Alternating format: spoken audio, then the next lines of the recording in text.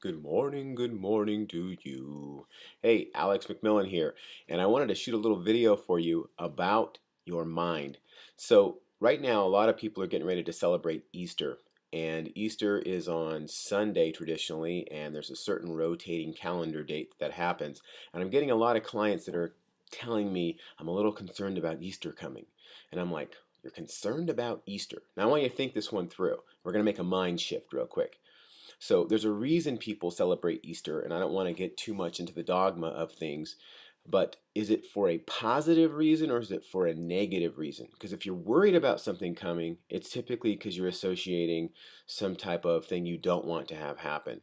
And so, my question would be to kind of think about flipping the script and putting in your mind what's your purpose for doing anything, and not just mindlessly following the masses or following the history of what you were taught to do. And so, what am I talking about? I'm talking about most people, from what I'm getting at, are afraid if they're on purpose for health about holidays, and in particular, this one, Easter, right now, because it's typically associated with gorging yourself. It's typically associated with high glycemic foods and overeating and sitting around, right? So, what do you think about rewriting what this really means to you? Now, if you were going to do that, you could just go ahead and make it up and decide what you wanted it to be. But maybe you want to stay more traditional because you want to follow whatever someone taught you to follow, and you have to stay in that line. Now, that's a choice, and that's the main thing I want to talk to you about in your mind is that you get to decide what you believe and whether those beliefs are serving you towards the goals you truly desire, or you get to decide to rewrite what you want to choose to believe and have it be something that you can move forward and move you into the goals that you desire. Now we're getting kind of scary because we're talking about religion now because of Easter. Well, do you know where Easter actually came from? Did you know that Easter is actually not in the Bible?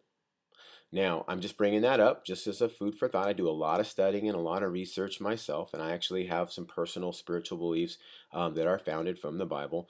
And the word Pasach, okay, is not the word Easter. Okay, it's Passover, and so the word Easter was added by one or two Bible translations, which is not in the Bible. And all the traditions that people celebrate on Easter, do you know that the majority, if not all of them, unless you actually are following the Bible, um, aren't actually in the Bible? Bunnies, overeating, eggs, hot cross buns, and a lot of other things, they're not even spiritual or scriptural. Okay, so the point isn't to challenge you in religion. The point is because, again, religion is different than the Bible. You got to remember that. Traditions and things that people start to learn are passed down from generation to generation. Did you know that Easter is actually a pagan practice, an unbeliever's practice that was integrated into Christianity about many years ago? Let's put it that way. And so, what am I doing again? I'm bringing all this stuff up. I'm challenging your mind to consider, why do you associate that holidays mean overeating? Why do you associate, if certain holidays themselves do things that aren't even scriptural or spiritual, maybe there's things that you're doing or we're doing to our lives and our bodies that aren't actually beneficial for ourselves. Okay, this is a lot of food for thought. I know that. But the goal here is to free your mind into health, into making decisions, and into choosing things that basically are there for you versus against you. You shouldn't be fearing a certain date. And I say that, don't be wrong, if we're talking about something where you're getting sent off to a war you don't want to fight in. But in this case, think about, how could you enjoy your Easter? How could you enjoy your family? How could you just enjoy Sunday and celebrate life and celebrate the blessings and the gift you've been given and celebrate with the truth? And you get to decide what that is. So maybe if you are if you are spiritual, look in the Bible and actually see what it says about Jesus Christ and how you celebrate him and how you live your life and the commands that he's given and how the disciples celebrated the Passover, and how they kept it a certain way. And see if there's any extra chocolate or a bunch of sugar coated things, and if there's overeating, and if they're just enjoying life and keeping sacred, or maybe even humbling themselves and actually doing not thinking about their flesh, but thinking about something spiritual. Okay, so that's a lot.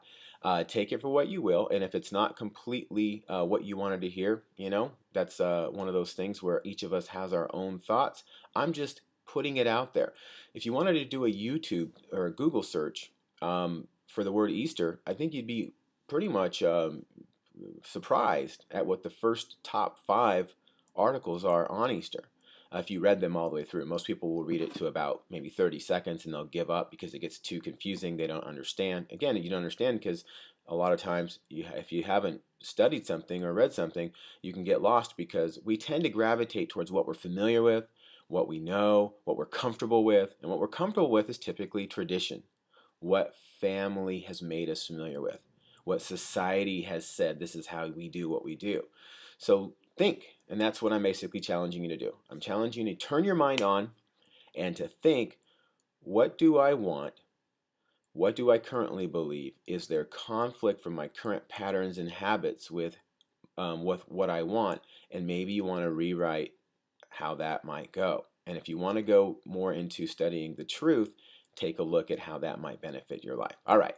So with that said, love you very much. If you have any questions, optimalliving365@gmail.com. And let's all start thinking. And let's start choosing things that make sense for what we believe or what we want to create. Okay? And then that will sometimes form our beliefs and we can put new structures in place. Talk to you soon.